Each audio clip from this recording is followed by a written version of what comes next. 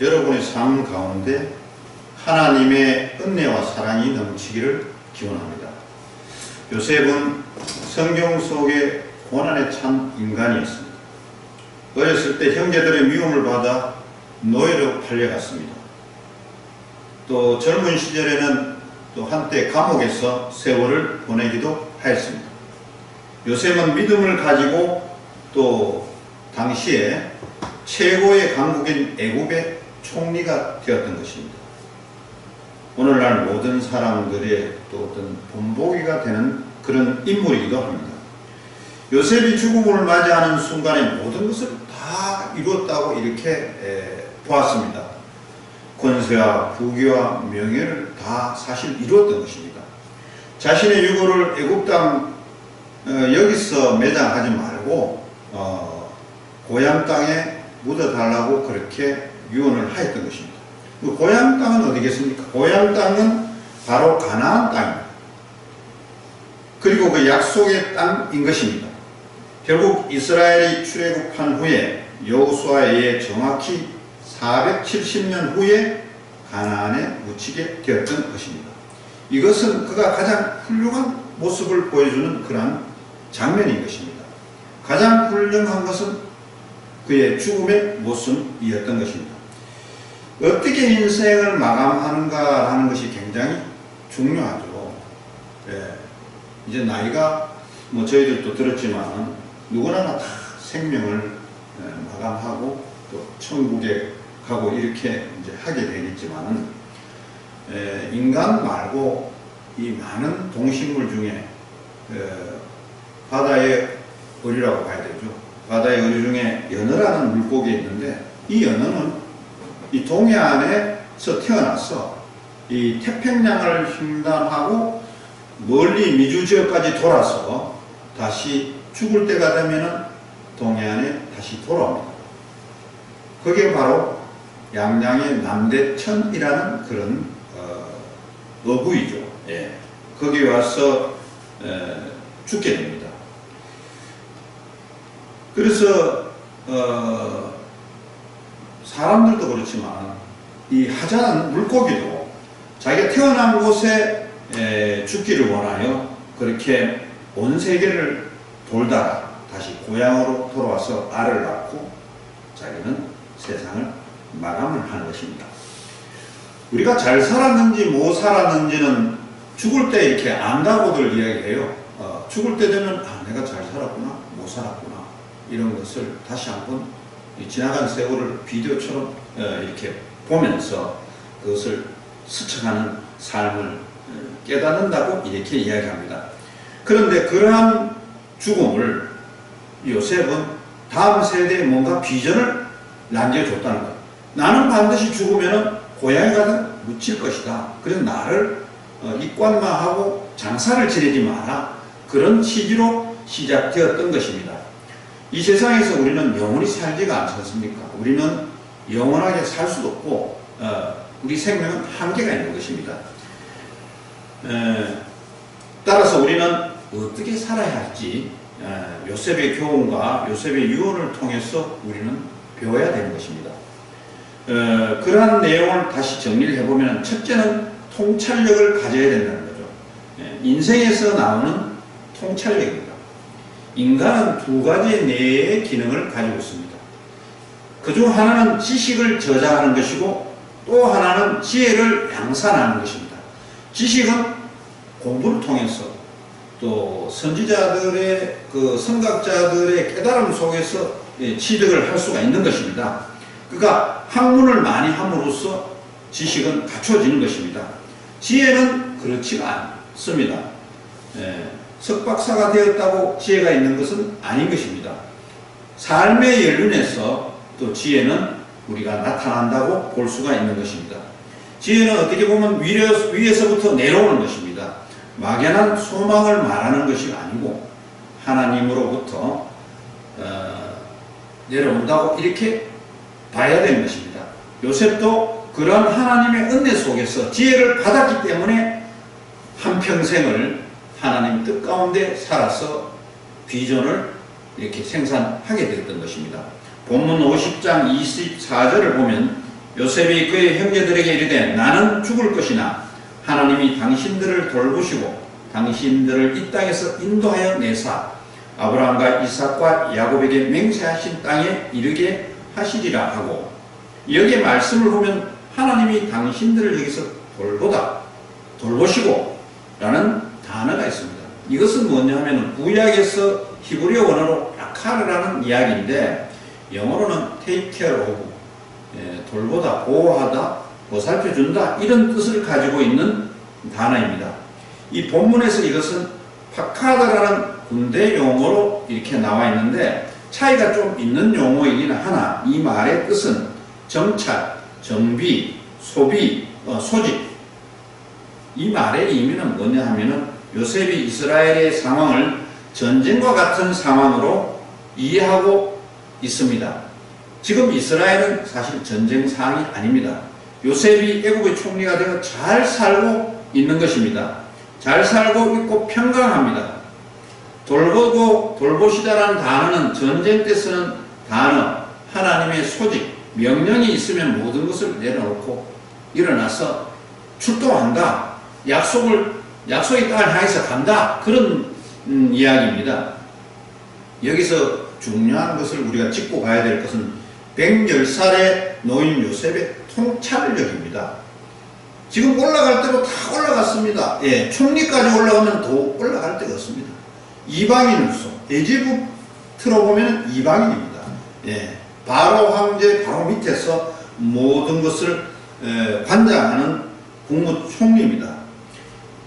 인생의 처세술을 가르치지 않았지만은 요셉은 중요한 순간순간마다 하나님의 어떤 지혜를 받아서 잘 헤쳐나왔던 것입니다.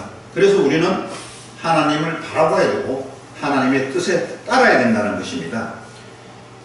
요셉이 남긴 이것은 동족과 후대에 남긴 값진 통찰력이라는 것입니다. 우리가 정상적으로 신앙생활을 한다면 반드시 간증이 있을 것이고 간증을 해야 된다고 봅니다. 우리가 살아가는 가운데 하나님으로부터 은혜를 받은 것, 이런 사항을 간증을 함으로써 우리는 자신의 신앙도 나아가지만 많은 사람들을 전도해서 신앙을 키워갈 수 있다는 것입니다. 여러분, 다음 세대에 무엇을 남기겠습니까? 재산을 남기겠어요? 아니면 명예를 남기겠어요? 처세술을 남기겠어요?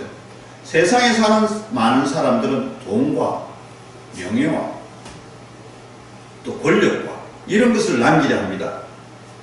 이 잠깐 있다가 지는 아침 이슬과 같고 또 사라지는 안개와 같은 거 아닙니까? 인생은.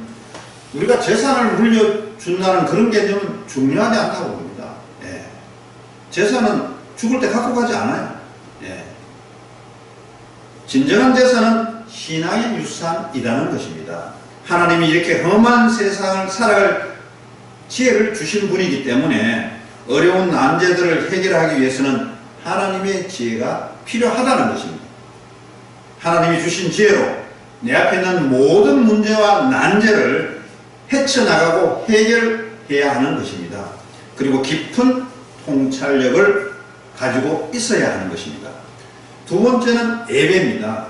죽음 앞에 선 요셉에게 배울 것은 바로 예배입니다. 예배자의 삶인 것이죠. 하나님을 경외하는 자의 삶인 것입니다. 드라마 같은 인생을 살았잖아요. 요셉이. 예. 기본적인 통찰력은 가지고 있었죠. 그건 하나님의 지혜라고 봐야 되는 것입니다. 우여곡절이 참 많은 것입니다. 11번째 아들로 태어나서 17세에 노예로 팔려갔던 것입니다. 28살에 보디발 아내의 모함으로 감옥에 갇히고 술간원장을 감옥에서 만나 꿈을 풀어주고 감옥에서 나가면은 나를 잊지 말고 기억해달라고 부탁하였던 것입니다. 그러나 술관원장은 자기 급한 것만 해결했지 나가서는 모든 건 까마득히 잊어버렸던 것입니다. 그러나 후에 30세의 애굽의 황제 바로의 꿈을 해몽을 해서 총리가 되었던 것입니다. 그리고 그 후에 그의 형들을 만나게 되었던 것입니다. 창세기 39장 9절에서 보면 이 집에는 나보다 더 큰 이가 없으며 주인이 아무것도 내게 금하지 아니하였어도 금한 것은 당신뿐이니 당신은 그의 아내니라. 그런즉 내가 큰 악을 행하여 하나님께 죄를 지으리이까. 이 보디발의 아내는 미소년인 요셉, 즉 17살 된 소년을 유혹하였던 것입니다. 여러가지 좋은 말로 많이 했겠죠. 뭐 좋은 말이면 별게 있어요. 뭐 편하게 살게 해주겠다, 뭐 돈을 주겠다, 뭐 필요한 건 이야기 다 해라, 뭐 가문이설의 말을 많이 했을 겁니다. 그러나 청년 요셉은 넘어가지 않았던 것입니다. 이 유혹은 강력하였지만은 내가 큰 악을 행하여 하나님 앞에 죄를 지우리까 이렇게 본인이 판단하고 절대로 넘어가지 않았습니다. 그러다 보니까 반대의 누명에 시달리게 돼. 보디발의 아내는 역으로 자기를 겁탈하게 했다 해서 요셉을 철장 신세를 지게 만들었던 거 아닙니까? 그러나 여호와께서 함께 하신지라 그를 범사에 형통케 하였던 것입니다. 그 후 바로왕의 신임을 얻어 총리가 된 후 20년 후에 형들과의 재회를 하였던 것입니다. 어떤 형들입니까? 자기를 팔아먹었던 형 아닙니까? 상인들한테.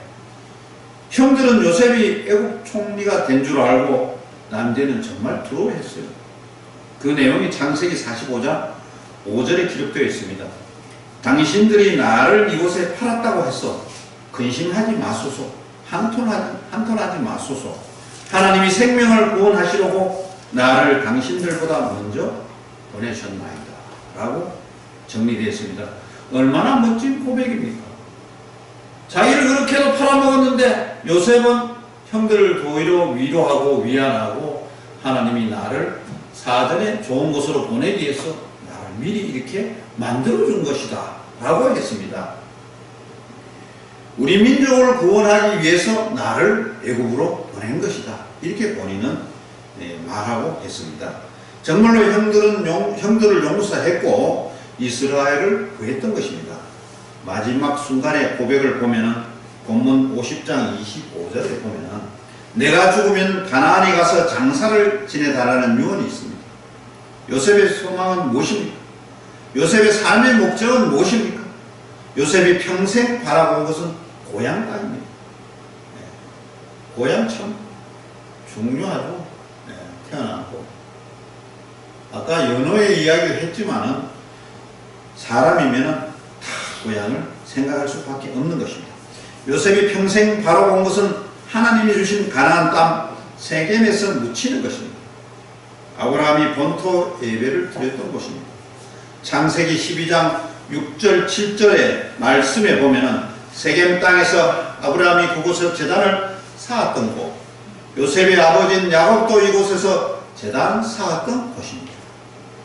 창세기 33장 18절 20절 내용을 보면은 야곱이 맞단 아람에서부터 평안히 가나안 땅 세겜 성읍에 이르러 그 성읍 앞에 장막을 치고 그가 장막을 친 밭을 세겜의 아버지 하몰의 아들들의 손에서 백크시타에 샀으며 거기에 제단을 쌓고 그 이름을 엘렐로의 이스라엘이라 불렀더라. 그 엘렐로의 이스라엘이 무슨 뜻입니까? 하나님, 이스라엘의 하나님이란 뜻 아닙니까? 하나님이 이스라엘의 하나님의 백성으로 하였던 것입니다. 항상 하나님의 은혜를 삼하고 소망했던 것입니다. 언제나 하나님을 마음껏 예배하고 소망했던 요셉은 예배자의 그런 모습을 우리가 볼 수 있었던 것 아닙니까?